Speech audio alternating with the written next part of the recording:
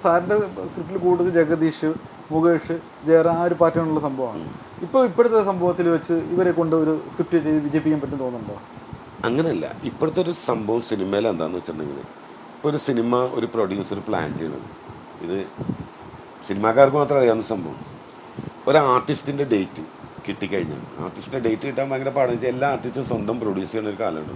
ഫഹദ് ഫാസിലാണെങ്കിലും മമ്മൂട്ടിയുടെ മോനാണെങ്കിലും എല്ലാവരും സ്വന്തം, മമ്മൂക്കാണെങ്കിലും ഒക്കെ സ്വന്തം നിർമ്മാതാക്കളാണ് ഇപ്പോൾ. അപ്പോൾ ഒരു ഡയറക്ടർ പോയിട്ട് ഒരു ആർട്ടിസ്റ്റിൻ്റെ ഡേറ്റ് കഴിയുമ്പോൾ ഒരു പ്രൊഡ്യൂസർ നിർബന്ധിതനായിട്ട് ചെയ്യുന്ന എന്താണ് അതിനൊരു കാര്യം ഞാൻ ഇപ്പോൾ വേറെ പറഞ്ഞുതരാം. അത് നിങ്ങൾ അത്ഭുതപ്പെടുന്ന ഒരു സംഭവം പറഞ്ഞു. ഇത് സംഭവം എന്ന് വെച്ചാൽ സിനിമ തിയേറ്റർ എന്നുള്ളൊരു കോൺസെപ്റ്റ് മാറി OTT പ്ലാറ്റ്ഫോംസ് വന്നു, ആമസോണും നെറ്റ്ഫ്ലിക്സും ഒക്കെ വന്നപ്പോൾ ഒരു നോൺ ആർട്ടിസ്റ്റിന്, വെയിറ്റുള്ള ഒരു ആർട്ടിസ്റ്റിന് സെർട്ടൻ മാർക്കറ്റ് ഉണ്ട് ഇവിടെ. ഒരു ബിഫോർ റിലീസ് ബിഫോർ ഷൂട്ട് ഇവരൊരു എഗ്രിമെൻ്റ് വെക്കുന്നത്, ഇത്ര ലക്ഷം രൂപ, ഇത്ര കോടി രൂപ പടം എടുക്കാൻ. പ്രൊഡ്യൂസർ ചിന്തിക്കുമ്പോൾ എന്താണ്, അവന് ബിഫോർ ഷൂട്ടിങ് അവൻ വർക്കൗട്ടായി, സാറ്റലൈറ്റും ഓർച്ചിസും നിർത്താൻ സേഫായി, പടം ഓടിയാലും ഓടിയില്ലെങ്കിലും അവൻ രക്ഷപ്പെട്ടു. ഈ ഒരു പരിപാടിയാണ് ഇപ്പോൾ നടന്നു പോകുന്നത്. ഇപ്പോൾ മനസ്സിലായി? ആർട്ടിസ്റ്റിൻ്റെ ഡേറ്റ് ഭയങ്കര ഒരു OTT പ്ലാറ്റ്ഫോംസ് വന്നാണ്.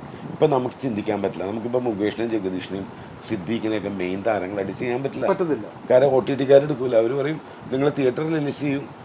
ഇപ്പോൾ ഞാനീ പറയാൻ മതി, എൻ്റെ ചേട്ടൻ്റെ മകനാണ് ആഷിഖ് ഉസ്മാൻ, പ്രൊഡ്യൂസർ. എൻ്റെ ഓൺ ബ്രദറിൻ്റെ മകനാണ്. 5-ാം പാതിര, കലി, ഇപ്പോൾ ഫഹദ് ഫാസിലിൻ്റെ പടം ഷൂട്ട് ചെയ്തത് എൻ്റെ ചേട്ടൻ്റെ മകനാണ്, നേരെ മൂത്ത ചേട്ടൻ്റെ മകൻ. ഇവരൊക്കെ സിനിമ ചെയ്യണം. അപ്പോൾ പലരും എന്നോട് ചോദിക്കും, നിങ്ങളെ ചേട്ടൻ്റെ മോൻ ഇത്ര വലിയ നിർമ്മാതാവായിട്ട് എന്തുകൊണ്ടാണ് നിങ്ങൾക്കൊരു സ്ക്രിപ്റ്റ് തരാത്തതെന്നൊക്കെ ചോദിക്കും. പലരും ചോദിക്കുന്നു. എൻ്റെ ഓൺ ബ്രദർ, ഞങ്ങൾ ട്വിൻസ് പോലെ ഇരിക്കുള്ളൂ കാണാൻ. ആ പടങ്ങൾ കണ്ടിട്ടുണ്ട്. 5-ാം പാതിര, തല്ലുമാല ഒക്കെ പ്രൊഡ്യൂസ് ചെയ്യാൻ എൻ്റെ ചേട്ടൻ്റെ മകൻ. ഇതിൻ്റെ പ്രശ്നം എന്താണെന്നറിയാം, അവർക്ക് വന്ന ഒരു സെറ്റപ്പ്, ഒരു താരത്തിൻ്റെ ഡേറ്റ്, ഇപ്പോൾ ഫഹദ് ഫാസിലിൻ്റെ ഒരു ഡേറ്റ് ഇടുക, അവർക്ക് അങ്ങനെ ഒരു സെറ്റപ്പിൽ അവർക്ക് വന്നത്. അവർ നോക്കുമ്പോൾ ബിഫോർ ഷൂട്ടിങ് അവർ ഫ്രീ സേഫാണ്. അവർക്ക് OTT, സാറ്റലൈറ്റ് എല്ലാ റൈറ്റ്സും അവർക്ക് കിട്ടി. അപ്പോൾ അതുകൊണ്ട് ഒരിക്കലും അങ്ങനെ ചെയ്യാൻ പറ്റില്ല. ഇപ്പം നമ്മളിപ്പോൾ ഒരു കഥയുണ്ടാക്കി ഒരു ആർട്ടിസ്റ്റിനെ ആദ്യം കണ്ട് സംസാരിച്ച് ഡേറ്റ് വാങ്ങി കൊണ്ടുവരിക എന്നത് ഭയങ്കര ബുദ്ധിമുട്ടാണ്. കാരണം അവരൊരു കോക്കസ് ആ ഒരു ബെൽറ്റ് വെച്ച് അവർ പോകും. അതുകൊണ്ട് ഇപ്പോൾ ഇനിയുള്ള കാലത്ത് ഇപ്പോഴത്തെ സമയത്ത് മുകേഷ്, ജയറാം, ജഗദീഷ് കോമ്പിനേഷൻ വിജയിക്കത്തില്ല.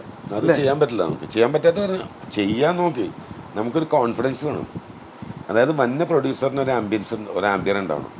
ഞാൻ പൈസ മുടക്കുന്നു, മുകേഷ്, ജഗദീഷ് അവരെ വെച്ചൊരു പടം ചെയ്യുന്നു, നമ്മൾ തിയേറ്ററിൽ ഇത് ഓടിക്കുന്നു. തിയേറ്ററിൽ പടം ഹിറ്റായി കഴിഞ്ഞാൽ ഏതോ OTT എടുക്കും. ഞാനെടുക്കട്ടെ, ഏതോ OTT പ്ലാറ്റ്ഫോംസാണ് എടുക്കട്ടെ. നെറ്റ്ഫ്ലിക്സ്, ആമസോൺ എല്ലാം ഇങ്ങോട്ട് വരും, പടം തരുവാന്ന് വെച്ച് വരും. എത്രയോ പടങ്ങൾ അങ്ങനെയുണ്ട്. സുരാജ് പിന്നാറും കൂടെ നായകനൊരു പടത്തിനുണ്ട് OTT ഒന്നും എടുക്കാതിരുന്നിട്ട് പടം തിയേറ്ററിൽ ഹിറ്റായി കഴിഞ്ഞപ്പോൾ എത്ര ഇതിനാ പോയത്. അതൊന്നുമില്ല. അതിനുവേണ്ടി പ്രൊഡ്യൂസറിന് എപ്പോഴും ഒരു ഇത് വേണം. ഇതെല്ലാം പറ്റില്ല. ഈ ആവേശം പോലുള്ള സിനിമകളൊക്കെ ഇപ്പോൾ കോടികൾ വാരി കൊണ്ടുപോയിക്കൊണ്ടിരിക്കുകയാണ്. യഥാർത്ഥത്തിൽ അതിനകത്തൊക്കെ സത്യം പറഞ്ഞാൽ എന്ത് സ്ക്രിപ്റ്റാണെന്ന് ഒരു ബഹളങ്ങൾ മാത്രമേ ഉള്ളൂ. ഒരു പ്രോപ്പർ നിങ്ങളൊക്കെ എഴുതുന്ന സ്ക്രിപ്റ്റ് പോലും ഇല്ലാത്ത പടങ്ങൾ എന്തുകൊണ്ട് വിജയിക്കുന്നില്ല? അതിൻ്റെ ഒരു സംഭവം എന്താണെന്ന് വെച്ചിട്ടുണ്ടെങ്കിൽ, ഈ സിനിമയിലൊരു കാര്യമുണ്ട്. ഞാൻ എൻ്റെ ഫേസ്ബുക്കിലൊക്കെ എപ്പോഴും എഴുതിയിട്ടുള്ളൊരു സംഭവം, അതിപ്പോൾ ഞാൻ നിങ്ങളോട് പറയാം. നിങ്ങളെ താല്പര്യമുണ്ടെങ്കിൽ ഞാനത് പറയാം.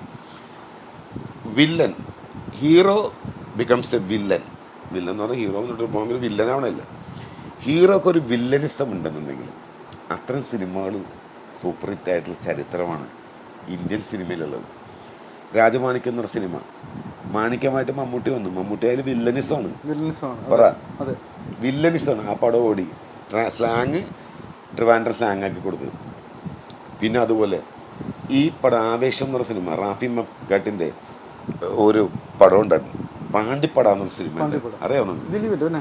അതിൽ ഇതേ സെയിം റോൾ ചെയ്ത ഒരാളുണ്ട്. ആരാന്ന് പറയാമോ? പ്രകാശ് രാജ. അടിയടാ എന്ന് പറയുന്നത്, ഹാപ്പി ബർത്ത്ഡേ എന്നൊക്കെ പറഞ്ഞ സംഭവങ്ങളില്ലേ, സെയിം സാധനത്തിൻ്റെ വേറൊരു അത് ഫഹദിൻ്റെ ഇപ്പോഴത്തെ ഒരു മാർക്കറ്റ് വെച്ച് എടാ മക്കളെ എന്നൊക്കെ പറയുമ്പോൾ അത് വേറെ ലെവലായി.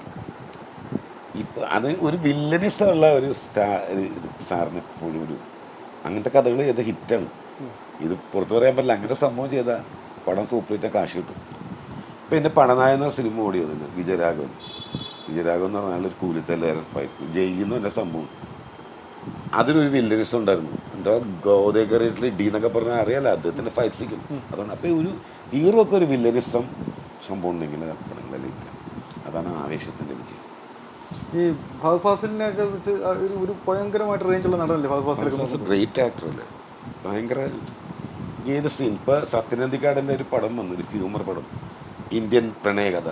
പെർഫോമൻസ് കണ്ടില്ലേ, ഹ്യൂമറൊക്കെ ചെയ്ത് വെച്ചിരിക്കുന്നു. ഇപ്പോഴുള്ള ഈ ജനറേഷനിൽ എനിക്ക് ഏറ്റവും അയാളെന്ന് പറഞ്ഞൊരു സ്റ്റാർ അല്ല, ഇറ്റ്സ് ആക്ടർ. സ്റ്റാർ എന്നുള്ളതല്ല, ആക്ടറാണ് അയാൾ. ഏത് കഥാപാത്രവും അദ്ദേഹം അത് സ്റ്റഡി ചെയ്തിട്ടുണ്ട് ഭയങ്കര. ആകാരം ഇതാണെന്ന് മാത്രമേ. പിന്നെ ഇപ്പോൾ ഇവിടെ അടുത്തിപ്പോൾ സത്യനന്ദിക്കാടിൻ്റെ മകൻ ചെയ്തൊരു പടം വന്നു, ആ പടത്തിൻ്റെ പേര് ഞാൻ മറന്നു. എനിക്ക് ഭയങ്കര ഇഷ്ടപ്പെട്ട ഒരു പടം, എന്ത് പെർഫോമൻസ് ആയിരുന്നു.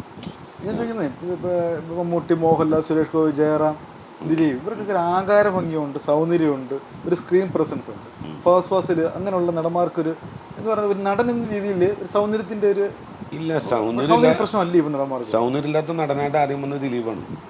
ദിലീപ് സിനിമയിൽ വരുമ്പോൾ സൗന്ദര്യമൊന്നുമില്ല. സല്ലാപത്തിൽ ദിലീപ് എങ്ങനെയുണ്ട്, എന്ത് സൗന്ദര്യം? ദിലീപ് സൗന്ദര്യമൊന്നുമില്ല. സൗന്ദര്യമല്ല വേണ്ടത്, പെർഫോമൻസാണ് വേണ്ടതെന്ന് തെളിയിച്ച ഒരു കാലത്തിലുള്ള ഒരാളാണ് ദിലീപ് എന്ന് പറയും മലയാള സിനിമയിൽ.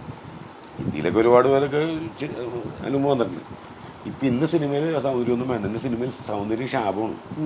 താങ്കളെ പോലെ സുന്ദരനായ ആൾക്ക് ചാൻസ് കിട്ടൂല. നേരെ കുറച്ച് കാണാൻ കൊള്ളാത്ത ഒരാളാണെങ്കിൽ അവസരം കിട്ടും. അതാണ്, ആ കാലം മാറിപ്പോയി. പണ്ട് പ്രേംനസീറിനെ പോലെ ഇരിക്കണം എല്ലാത്തിലും, അതൊക്കെ മാറിപ്പോയി. ഗ്ലാമറൊന്നും വേണ്ട. ഇപ്പം സിനിമയിൽ പാട്ടുണ്ടോ? ഇല്ല. ഫഹദ് ഫാസിൽ വ്യക്തമായിട്ട് ഉദാഹരണമല്ലേ, കഷണ്ടി കാണിച്ച് മറയ്ക്കാതെ. ഫഹദ് ഫാസിലൊക്കെ അതെന്ന് പറഞ്ഞേ കറക്റ്റ്. ഇന്നിപ്പോൾ ആ സൗന്ദര്യത്തിനൊരു പ്രാധാന്യമൊന്നുമില്ല സിനിമയിൽ. സൗന്ദര്യമുള്ള നായകനൊന്നുമില്ല. അത് ആ ഒരു സംഭവം കൊണ്ടുവന്ന ദിലീപൊക്കെയാണ് ശരിക്കും. അതൊക്കെ സിനിമയിൽ വരുമ്പോൾ ഒന്നും കാഴ്ചക്കോ യാതൊരു ആകാരഭംഗിയൊന്നും ഉണ്ടായിരുന്നത്.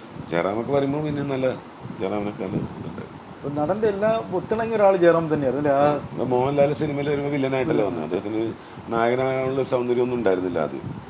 പിന്നീട് വന്നിട്ട് ആ പെർഫോമൻസിൻ്റെ ഇതിലല്ലേ പറ്റായിരുന്നു.